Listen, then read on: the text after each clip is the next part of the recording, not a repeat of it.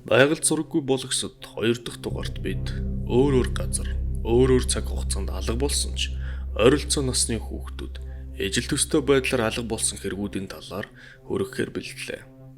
Энэ дугаарт оруулсан 3 дахь буюу бичлэгийн сүлд өгүүлэгдэх явдал бол бусдаасаа өрмөц түүх юм. Энэ түүхийн талаар материал тун цөөхөн байдаг ч сонирхолтой байж чадна гэж итгэж байна.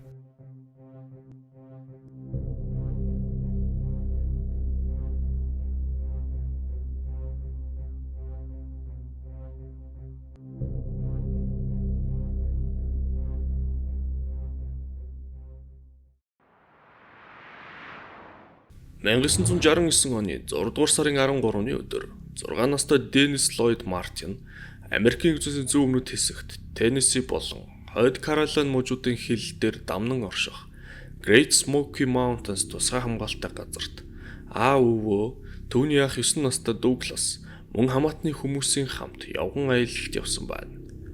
Тэд Кейтс Ков гэх аяллаа отгоос Russell Field гэх отог хүртэл алхаж тэндээ буудалж хоноод маргааш нь буюу 6 дугаар сарын 14-ний өдөр Spencefield гэх отогт алхан ирж тэндээ буудлах болсон байна.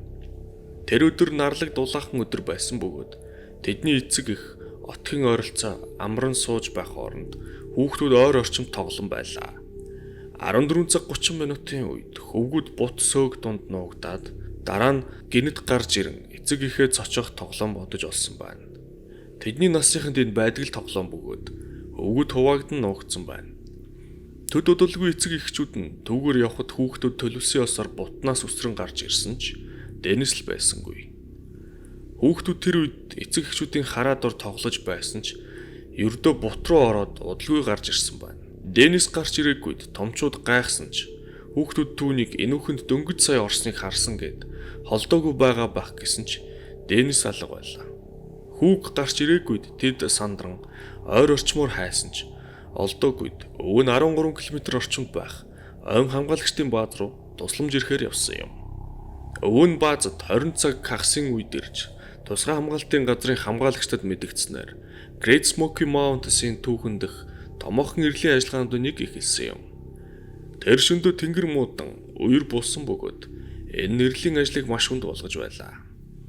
Тэр газарт ойрын хэдэн жил ороогүй их хэмжээний хур тундас тэгэхэд буусан бөгөөд Деннисийг олоолахгүй гэж байгаа мэтэл байсан гэж тэр үед эрэлт оролцож байсан гэрчүүд мэдгдсэн байна.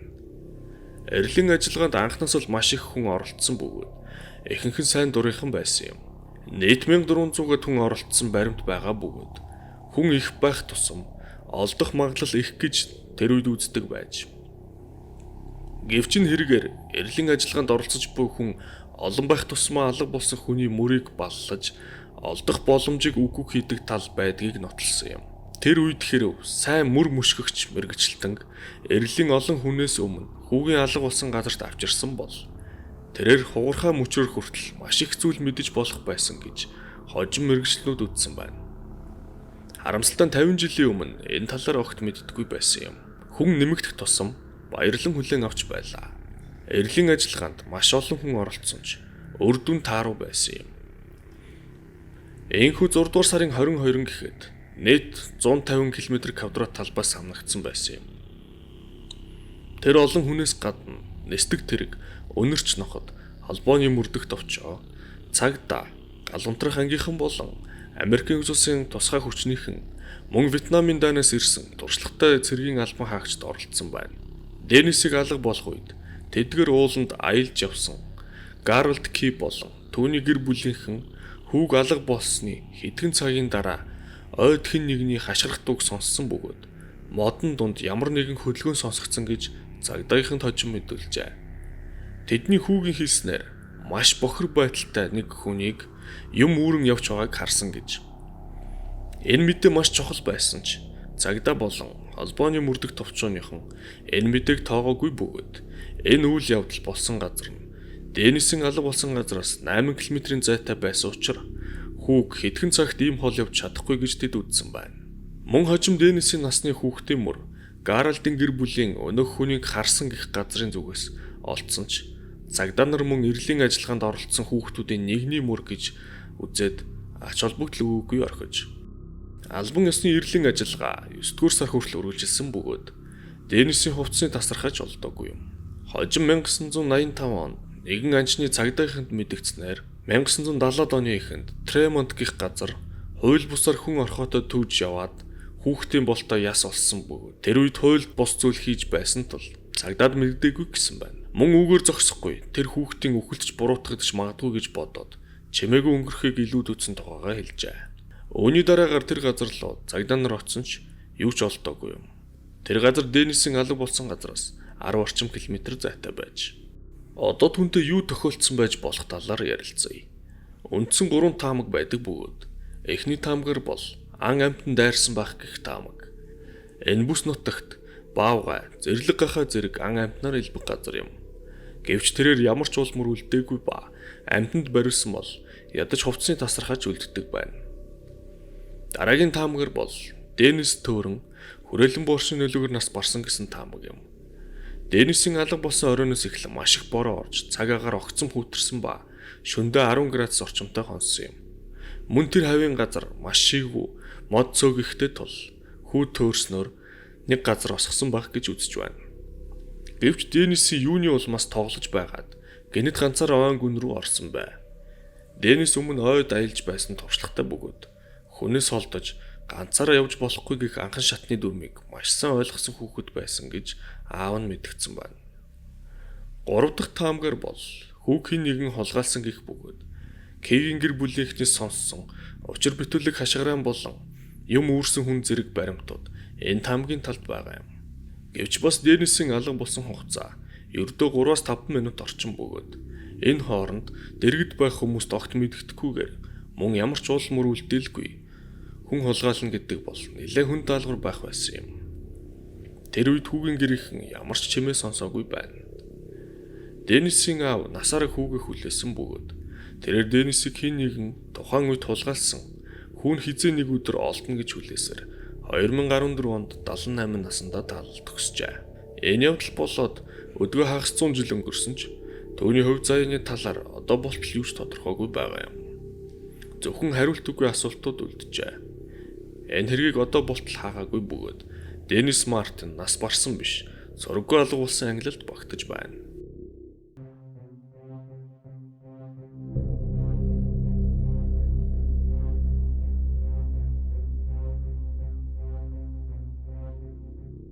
(1999 оны 10 дугаар сард 3 настай Жаред Атадеро Орос сургаггүй алга болсон юм. Жаред хүү аав Ален Атадеро болон эгч Жозелин Атадерогийн хамт Колорадо мужийн Powder River гэх жижиг хотод амьдардаг байж. Энэ хот бол үзэсгэлэнт уулын дор байрлах хөвчлэн аялагчид зорин ирдэг хот юм. Түүний аав том байшинтай байсан бөгөөд аялагчдыг хүлээн авч буудлуулдаг байж. 1999 оны 10 дугаар сард тэднийг Аленыг таньдаг шашны группийнхэн буудалсан юм. Тэд жил бүр энд аялахаар ирдэг бөгөөд нэг биш удаа Аленыг гэрт буудалсан байна. Тэд Аленихаас холгүй нэг гол дээр загас барих төлөвлөгөөтэй байсан бөгөөд түүндээ 6 настай Жозелин болон Жаредыг хамт явахыг урьсан байна. Ален эхлээд хүүгээ хитрхи баг гэж үзэн зөвшөөрөөгүйч өвгийнхээ ятгалхан давтан мөн дээрээс нь тэдгэр хүмүүсийг сайн мэдхийн дээр тэд өмнө нь Аленыг эзгүүд Жаредыг харж байсан туршлагатай учир зөвшөөрсөн байна. Тэд загас барих газар ирсэн ч төлөвлөгөө өөрчлөгдөн уул өд машинаар 25 км яван хүрэх алдарт Big South Trail гэх аялын жим рүү явсан байна. Энэ бүгд 1999 онд болсон тул гар утас зэрэг маш ховор байснаар тэдэнд Жаредын аавд мэддэх боломж байгаагүй юм. Тэд очих газраа ирэн аялын жимээр алхаж ихсэн ба аялагчид 2 хуваагдаж нэг хэсэг нь төрүүлэн явж нөгөө хэсэг нь хойноос нь явсан байна. Атадерогийн хүүхдүүд хойно яваад цугаанд явсан бөгөөд тэдэнтэй явах уйдгартай санагдсанд Жаред тэднийг орхин урд яваа бүлэгтээ нэгтгэр явсан юм. Гэвч хэсэг хугацааны дараа аяллаа 2 бүлэг нэгтгэхэд Жаред Атадеро хаанч байхгүй болох нь ойлгомжтой болсон юм. Тэрээр бүлэг тус бүр Жаредыг нөгөө бүлэгтэйгээ яваа гэж бодож байсан бөгөөд хүү өөрийн ард явсан бүлгээс төрүүлж явсан ч урд яваа бүлэгт ирээгүй байлаа. Тэд хүүг ойр орчмоор хайсан боловч олоогүй учраас буцаад Айлын их рүү явсан байна. Айл нь аялагчдын царайнаас л шууд ойлгосон бөгөөд тэрээр хамгийн түрүүнд Шослын зүгээр үү гэж асуусанд аялагчид тийм гэж хариулжээ. Айл нь үргэлжлүүлэн харин Жаред гэж асуухад аялагчид тэр ч гэсэн зүгээр байгаа. Гэхдээ бид түүнийг олж чадахгүй байна гэж хариулж. Үүний дараагаар Айл нь маш их сандарч тэд уул руу яарцгааж. Айл нь тухайн үед бодохдоо хүүгээ төвөггүй болно гэж бодож байсан бөгөөд ууланд очиод хэд орилоход түүний хоолойг сонссон хүн гараад ирнэ гэж найдаж байсан байна. Гэвч хүүн гарч ирээгүйд орс оргүй алга болсонг ойлгон аврагчд болон цагдаа дуудаж эрэл хайгуул эхэлсэн юм. Цагдаагийнхын эхний ээлжинд аялагчдаас мэдүүлэг авсан бөгөөд тэд Жаред гүйцэхэр явсан үед хэн нэгний орилох дууг сонссон гэжээ. Тэд энэ Жаред эсэхд итгэлгүй байгаа гэд мөн тэр дуу айд сандарснаас болсон уу эсвэл тоглох дуу байсан уу гэдгийг хэлж мэдэхгүй байна гэсэн байна. Мөн тэд хүүтэй таарсан загасчдыг олсон бөгөөд тэд үнэхээр тэр үед Жаредыг жимээр явж байхад нь таарахад хүү тэднээс энэ ойд баавга байдаг эсхийг асуусан байна. Загасчд хүүг ганцаараа яваад гайхсан ч жимийн тоохонтой хүмүүсийн дуу гарсанд гэрийнх нь ойрхон ирж яваан байна гэд өргөжлүүлэн явсан тухайгаа ярьжээ. Эрлийн ажил өдөр биш сараар үргэлжилсэн ч юу ч олоогүй байна. Хожим эрэл мухардаад ирсэн үед Жаредын аав Айл нь цагдаагийн болон тухайн бүс нутгийн удирдлагуудын хангалтгүй ажлын талаар хэвлэлд дурдсан бөгөөд тэд өөрсдийн нэр хүндийг бодон өөр газруудаас санал болгосон тусламжуудыг аваагүй байна.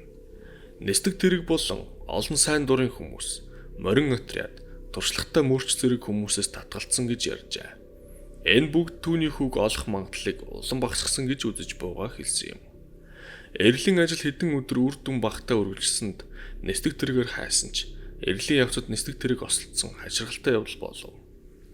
Үүнээс гадна Айл нь хожим өнөрч ногтод өнөртүүлсэн хувцас түүний алга болсон хүүгийнх биш, өөр хүний хувцас андууран энэ олон өдөр өнөрч ногтоор хайсныг мэдсэн юм. Энэ эрлийн явцад маш олон энэ мэт алдаанууд гарсан нь хүүг олдоход садаа болж байлаа. Гэвч энэ явдлаас 4 жилийн дараа буюу 2003 онд аялын жимээр явж байсан хосууд хүүхдийн пүүз болон өмд олон цагдаад мэдэгдэжээ. Энэ газар жимээс дээш уулууд 45 метрийн зайд байсан бөгөөд хожим энэ Жаредын хувцас болох нь тогтоогдсон байна. Тэр газрын дэргэд 3 настай хүүгийн гавлын яс болон угарсан шүд олдсон байна. Энэхүү хүүгийн ясны хэсэг болон хувцас олдсон ч хүмүүст асуултанд хариултасаа их болсон юм. Хүүгийн өмд олдохдоо дотор тал нь гадагшаа эргэсэн байсан бөгөөд өмдний өрөөсөн хөлөнд байгаагүй юм. Хожим өмдөнд хийсэн шинжилгээгээр шувууд үүрээ засахдаа өмднөөс ашигласан гэсэн дүгнэлт гарч.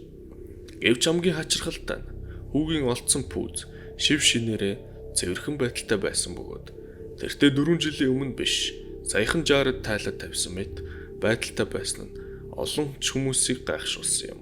Гутал яаж ийм байдалтайгаар байгаль 4 жил болов гэдэг асуулт төвний аавыг болон цагдаа нарыг ч зочирдуулсан байна. Одоо байж болох таамагуудын талаар ярилцъя. Эхний таамаг буюу цагдаа нарын дүгнэснээр бол хүү Пума буюу уулын арсланд бариулсан гэх таамаг. Учир нь тэр хавьд уулын арслан элбэг бөгөөд хөн рүү дайрах явдал үе үе гардаг байна. Хүүгийн яс болон хувцас хаттай газар байсанд уулын арслан түүнийг зуугаад хад руу авч явсан байх боломжтой юм. Гэвч таамгийн хамгийн том дутагдал нь уулын арслан ангаа хүзүүнээс нь зууж барьдаг бөгөөд барьсан хойноос сэгсчин савчих замаар хөнөөдөг байна. Ийм аргаар хөнөөсөн бол хүүгийн хувцас цусаар будагдах байсан юм. Гэвч Жаредын хувцснууд дээр ширхэг тусал цусч олдоогүй юм. Мөн хүү үдээсээ өддөггүй байсан бөгөөд сул гутал нь өндөр хад руу чирүүлэх явцад гээгдэх байсан гэж. Тэгэхээр энэ таамаг магадлал тун багтай болж байна. Дараагийн таамаг буюу хүүг хин нэгэн хулгайлсан гэх таамаг. Энэ таамгийг Жаредын мөн адил дэмжиж байгаа юм. Энэ таамгийн талд хүүгийн гутал болон цам цогт элэгдэлд ороогүй байсан явдал байгаа бөгөөд хэрв анханасаа хүүгийн цогц тэнд байсан бол өнөрч ноход ойрхон зайд муудаж буй үнрээр олох байснаас гадна эрлийн багийнхан ч тэр газраар явхдаа анзаарах байсан гэсэн юм. Гэвч хин нэгэн хүүг хулгайлсан бол дараа нь хэдэн жилийн дараа яах гэж тэнд авчирч тавих вэ? Тэгээд түүний биеийн хэсгүүд бүтэн биш, хувцсан ч бүрэн биш байсан юм. 3 дахь таамаг бол тун хачирхалтач гэсэн мөн дутгааргүй үнэмшилтэй хөлбөр юм. Энэ таамгийг Reddit сайтын хэрэглэгчид дэвшүүлсэн байна. Энэ таамгаар бол 60 руу том шувууд дайрсан гэсэн юм. Төвний өмдний дотор тал эргэсэн байсан нь энэ таамгийн гол шалтгаан бөгөөд шувуу хүүг нуруунаас нүргэн нисгэд хүүгийн толгой хүнд учир толгоогоор тонгорж унаад өмд нь шувууд үлдсэн байна. Хүү унахтаа хүний харах боломжгүй газар унсан бөгөөд магадгүй модон дээр тогтож үлдсэн байх гэж. Тэгээд сүүлд салхиар модноос унсан. Хүүгийн шүд хугарсан байсан нь өндрөөс унсан байх гэсэн таамгийг мөн дэмжиж байна. Мөнгөний нутагт цармын бүргэд байдаг бөгөөд 3 настай хүүхч өргөх боломжтой гэж үздэг байна. Эдгээр таамгийн аль нь ч батлагдаагүй бөгөөд аль нь өөртөө гисэн байж болох шалтгаантаас гадна няцаах бас баримттай байна. 20 жилийн өмнө 60 төвтэй юу тохиолдсон талаар санал бодлоо бидэнд хуваалцаарай.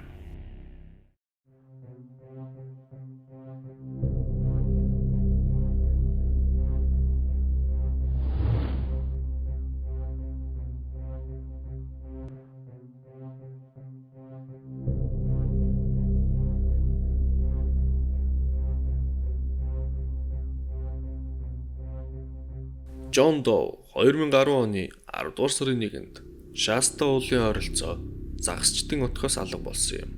Энэ уул маш их энерги төвлөрсөн газар гэгддэг бөгөөд маш олон учир битүүлэг зүйлсийн талаар баримт болон явган яриа байдаг алдартай уул юм. Тэдний гэрийнхэн уулын ойролцоо буудлан майхангаа босгосон байна. Орой 6 цагийн үед бүх юм хэвэн үргэлжлэж байтал гэнэт John хүү алга болсныг аав нь мэдсэн байна. Түүний эцгийн хэлснээр хүүгээ харж байсан боловч хэсэг зур өөр тийшээ харах оронд хүүн алга болсон байжээ. Эцэг ихэн сандран хүүгээ хайсан ч олдоогүй бөгөөд тэд цагдаа болон ойн хамгаалагчдад мэдэгдэж тэд ойр хавийг метр бүрээр нь харанхуй болтол хайсан ч олоогүй байна.